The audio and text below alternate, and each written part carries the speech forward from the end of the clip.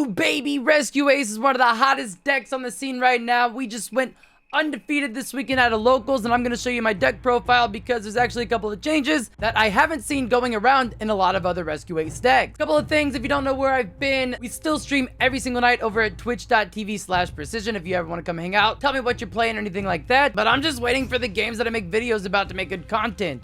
And in the meantime, I've been learning how to play Yu-Gi-Oh all year, and we finally went undefeated at a tournament this weekend, so I'm going to show you the deck that we use to do it. If you like this video, please give it a thumbs up, and if you're new, please consider subscribing because all of that helps a ton, and we do have some more content coming your way. So like I said, we are playing the Rescue Ace deck. It is one of the best decks out there right now, at least one of the more popular decks. And I put a couple of twists on it that I just wanted to share with you guys. So starting out with the main deck, we have the 3 hydrants. I know a lot of people have cut it down to 2.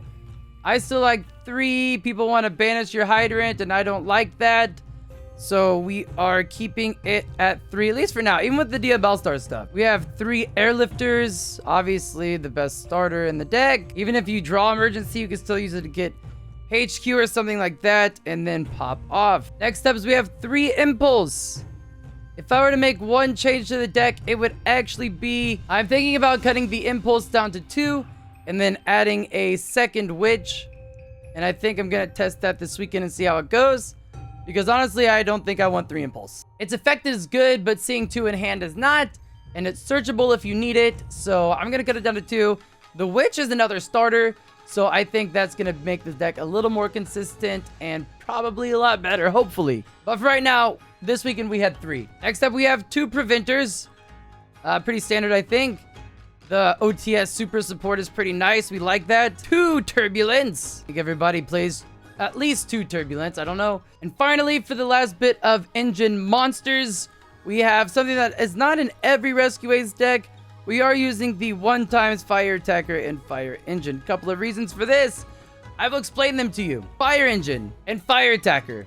If you draw either of these cards, you can chain protect your airlifter on the emergency search, so that way they can't ash it. Both of these cards have effects saying if a Rescue Ace monster is normal or special summoned to your field, you can special summon Fire Attacker or Fire Engine to your field. So drawing into one of those is actually really good for some chain protection if you are afraid of ash, which we should be because it's in literally every deck. And they also both have great secondary effects. So Fire Attacker says that if a card is added to your opponent's hand except during the draw phase, you can draw 2 cards and discard 1. That's just an immediate +1 that you can hopefully use to maybe dig for another starter if you didn't get one on the first turn or something like that. Or draw into one of the many hand traps that this deck is going to be running, so you can hope to shut your opponent down on their turn. Fire Engine says that if a monster is special summoned to your opponent's field, you can special summon a Rescue Ace monster from your hand, deck, or graveyard. It does have to be level 4 or lower. That's a great way to get Hydrant on the field if your opponent has popped it or you just weren't able to in the first turn. You could also summon Airlifter off this to get emergency on their turn, so you can have more follow-up whenever it's your turn. And finally, you could summon Impulse to have that extra bit of interruption, or if you just have absolute gas and don't need Airlifter or Hydrant for. Like I said, Impulse is probably going to 2. I don't want to keep it at 3. Alright, so moving on to the Rescue Ace spells and traps. They are the standard ones. You'll know what they are. We have 1 HQ, 1 Contain, 1 Rescue, 1 Alert, 1 Extinguish, and 3 Emergency. Standard, like I said, no need to switch this up. This is pretty good. Don't fix what ain't broke, as they say. And that setup certainly is not broke. Well, it is broke, but not broke in the sense that it needs fixed. Finally, for the Diabellstar package, we are running 3 Wanteds, because why wouldn't you? Card is currently not on the ban list. 1 original Sinful Spoils and 1 Diabellstar. Like I said, we are probably going to cut the 3rd impulse and add a 2nd Diabellstar. So if you want to try that, go ahead and do it. I think it's probably going to be better. I will also count Jet Synchron in this engine just because it's searchable from it. So obviously a level 1 fire monster that you can summon or search off this card. Now, I want to talk about this card because a lot of people don't talk about the secondary effect because it's not as good, but it is an option. Instead of banishing Wanted from your graveyard to replace this card on the bottom of your deck, you can actually banish this card from your graveyard, target 1 Diabellstar or Snake Eye monster in your graveyard, place that on the bottom of your deck, then search a level 1 fire monster. Why would you do that? Well, it's not for Jet, Synchron, or Hydrant. It's actually for a side deck option that I haven't put in yet, but with this secondary ability, I think I'm probably going to give it a shot, and that is Kurikara. Kurikara is a level 1 fire monster, which is basically a kaiju on steroids, would wipe an entire Pearly board, would wipe an entire Unchained board, and for that reason, I think that if you just put Kurikara at 1, that way if you draw into it, you don't have to use this effect, but if you don't draw into it, you can actually search that kaiju type effect in this deck to wipe a board. With Kurikara being an ulti rare in this new OTS pack, I'm hoping to pull one myself, but I have never pulled an ulti rare from an OTS pack, so we'll see what happens. That is all for the Snake Eyes Sinful Spoils package. Nothing too crazy there, except, like I said, probably adding the second witch. For consistency cards, we are running 2 Prosperity and 1 Reinforcements of the Army. I would not say put Prosperity at 3, even with them coming out on the rarity set and being super cheap now. Prosperity at 2, it's great. You have 3 consistency searchers on top of all of your other starters. The odds of you not seeing anything in your opening hand are pretty low at this point. And unless I'm super desperate, I only go for 3 banishes on Prosperity because the deck is so loaded with gas. You hardly ever need to go deeper than that. The only thing to remember is Prosperity does get awkward with the wanted draw. If you activate either in the turn, you cannot use the other card. So if you activate Prosperity in your turn, you will not be able to get your wanted draw by banishing it from the graveyard and placing the spell back on the bottom of the deck, and vice versa. And for those reasons, I would only ever run 2 Prosperity in this deck.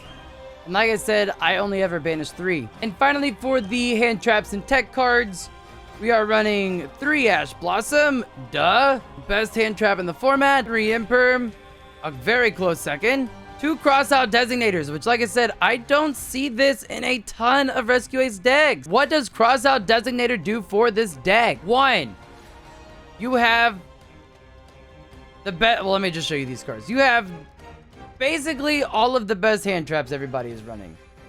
Nibiru, Effect Veiler, Ash Blossom, and Imperm. Also, shoutouts Rarity Collection for allowing me to pull this beautiful quarter century rare Effect Veiler live on stream. We actually pulled the Ash Blossom as well, but I traded it to my buddy for Playset Abraded Fusion Ultimate Rares, Collector's Rare, Effect Veiler, a couple other things like that. But I digress. So why Effect Veiler 1 and why Nibiru 1? Well, 1, I don't think Nibiru is that good right now. It's good against certain decks, but a lot of decks are really keeping Nibiru conscious and not going over the summon limit of 4. And 2, Nibiru is a great crossout target. If I draw Crossout Designator and they don't have Ash or anything like that that forces me to use it earlier in the turn, I feel way more comfortable popping off and going into some extra deck combos. Because if they do try to drop the Nibiru, I can just cross it out and say, no thank you, I'm going to continue my turn. Obviously, if they try to Imperm or Ash you during your turn, you can cross out those. Those are probably the biggest ones you're going to be finding the most. And Effect Veiler's at 1. This actually does a lot more for the deck than you think. So not only is it an amazing hand trap that helps with the mirror match and a ton of other decks, it's also an amazing cross-out target if you could just keep it at 1. It also serves as an amazing cross-out target. I don't want to keep this in the side deck, because game 1, if they try to drop the Effect Veiler on me, I can immediately cancel that out and then continue on with my combo. And finally, the one you're probably not thinking of is it is also a level 1 tuner, which means I can draw into 5 level 1 tuners. And with the way I have the extra deck set up, synchroing in this deck is actually really important. And if they have already done their turn and I have not needed to drop the Effect Veiler, or if I draw it in my turn, I could actually use this to go for a game if necessary. So those are the hand traps and the tech cards. Like I said, it is not the same as most Rescue Ace decks, adding the Crossout and the Effect Veiler instead of the double Nibiru or something like that. But honestly, I just don't think Nibiru does as much as you hope it does. And Effect Veiler has a triple threat duty in this deck, with it being the exact level tuner that you need it to be for most of your combos. With that being said, let's take a look at the extra deck now. So we're going to start with the things that you're probably going to be going into the most, so you can know what I prioritize first whenever I'm playing this deck. First is Linkuriboh. busted card. This puts Hydrant in your graveyard so you can activate Preventer to banish the Hydrant. And then if it's turn 2 and you want to go for game, you can actually link off the Hydrant or something like that, or even Synchro summon with it to put it in your graveyard and resummon your Hydrant and get your bonus effects.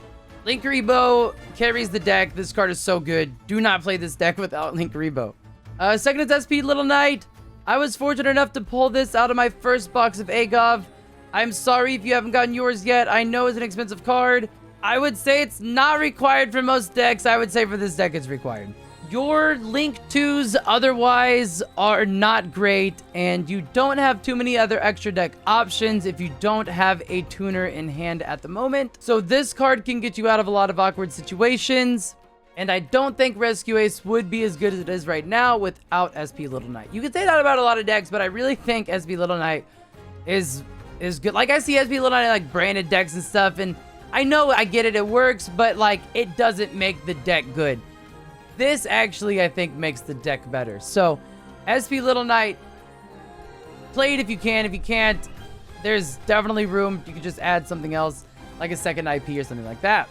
Of course, next up would be IP Masquerena. This is a great one to use to go into SP Little Knight on your opponent's turn, but if not, you could use it to go into like Firewall Dragon. If you have a co-link, you can add a little something back from your graveyard, or you could go into Access Code Talker. We are using Access Code and Firewall as the big links. Like I said, if you're able to get a co-link, the recursion from the graveyard is big on that, but we are not playing the full Terahertz package. Terahertz never comes out. It's a dumb card. You can play it if you want, but it literally just doesn't come up. So we're not gonna even talk about it. Salomon Great, Sunlight Wolf, pretty standard. You know what it does. If a card is normally special summoned to a zone it points to, then you can add a fire monster back from your graveyard. We have Link Decoder, Protect Code Talker, and Reaper Docus. This does a couple of things. It just helps you link climb if you need to. It's pretty easy to go with just from 2 monsters up to a Link 4. If you just get the recursion from Protect Code Talker and Decode Talker to resummon them. I will say this combo doesn't come up as much. This is a going second combo if you're trying to immediately swing for game. On turn 1, you're likely going to be hitting on SP Little Knight the most. So just so you know, this is just a really nice package to have. It's really easy to go into. And I didn't think adding the full Cybers package was good because it never came up. Ita the Fire Charmer is amazing.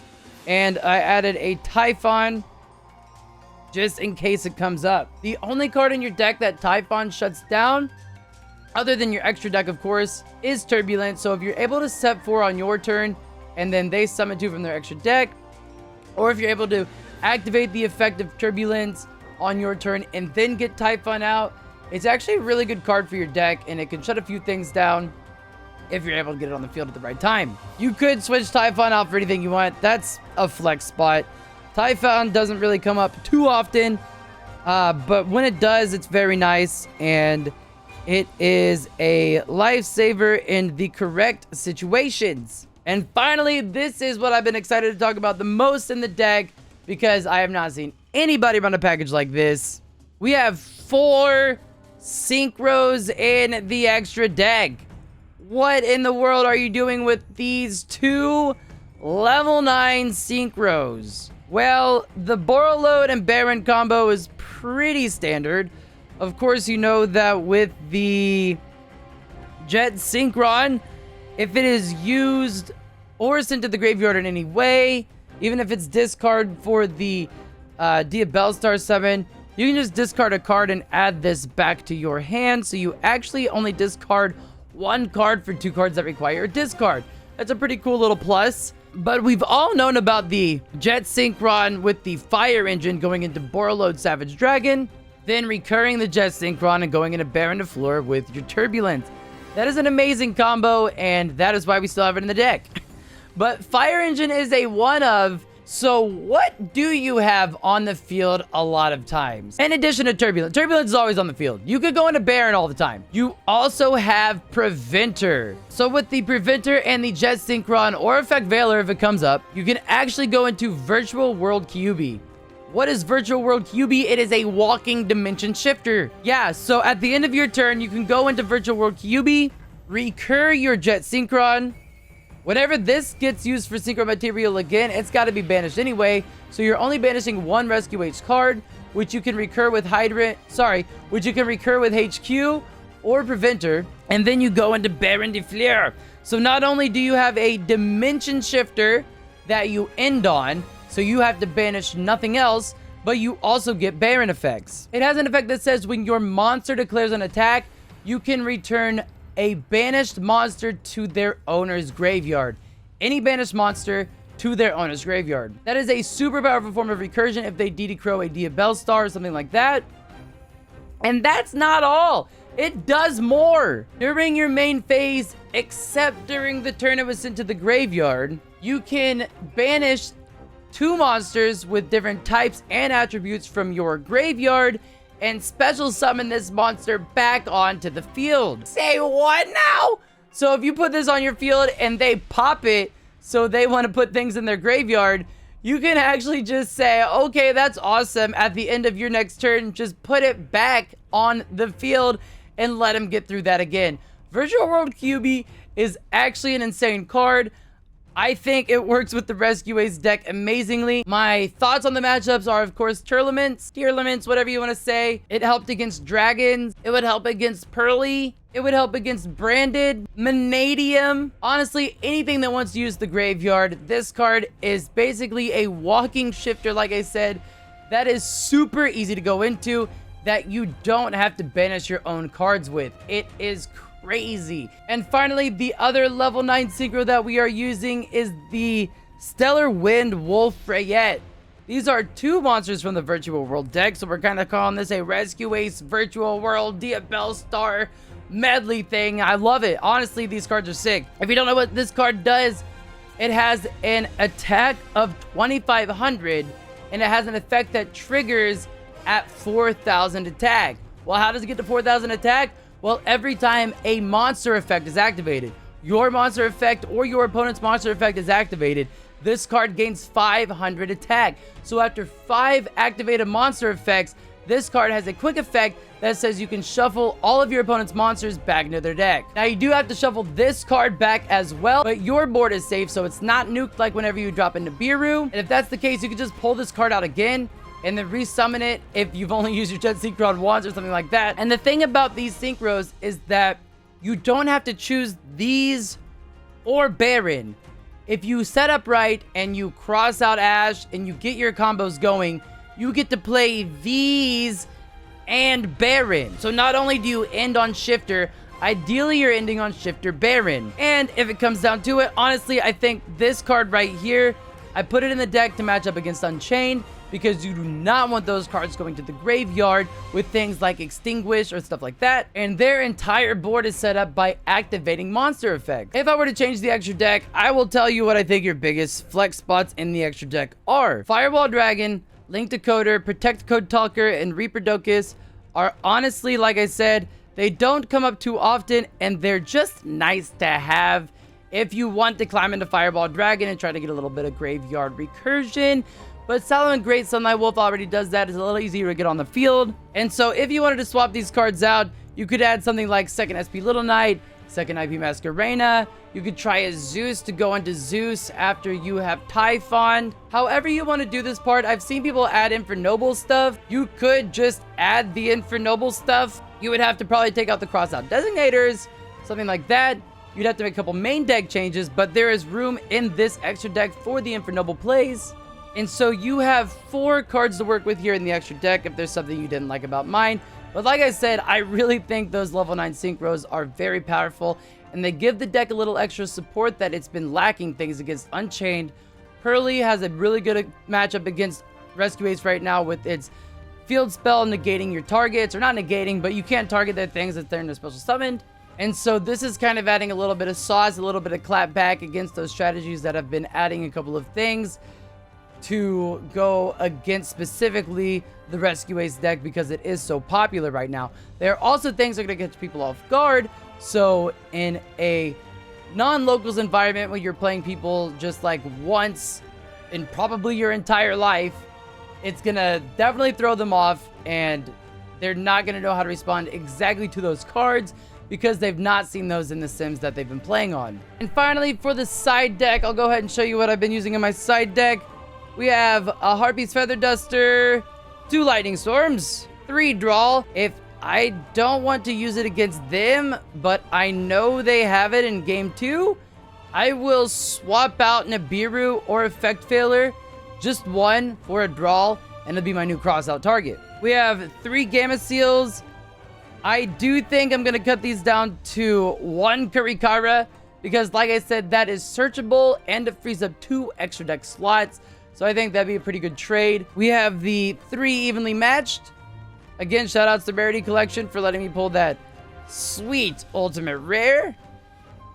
Baby. Our other 2 Effect Veilers for the mirror match, and for other decks that want to use monster effects, which are a ton of them.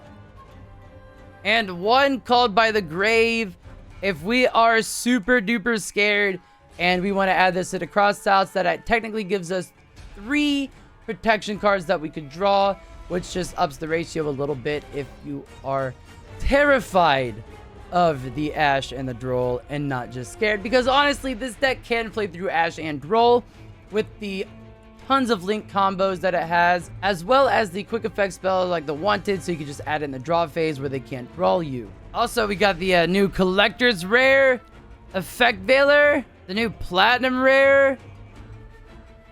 What's your guys' favorite rarity from the Rarity Collection? Let me know down in the comments, man. Honestly, I think my favorite is the Platinum Rare.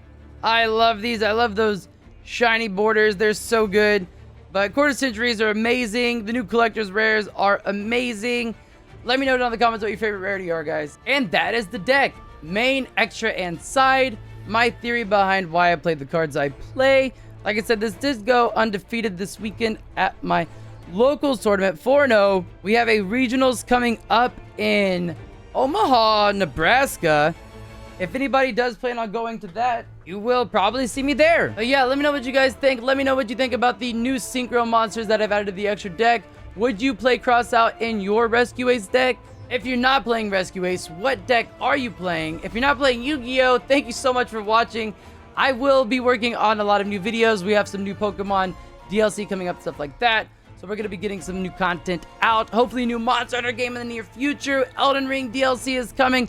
All the games that we love. So again, thank you so much for your patience. Thank you all for the love. Thank you for being here for my first deck profile. If you like this type of content and want to see more in the future, please give a thumbs up. Let me know down in the comments. Or if it sucked and you hated it, let me know what was the worst part other than my face.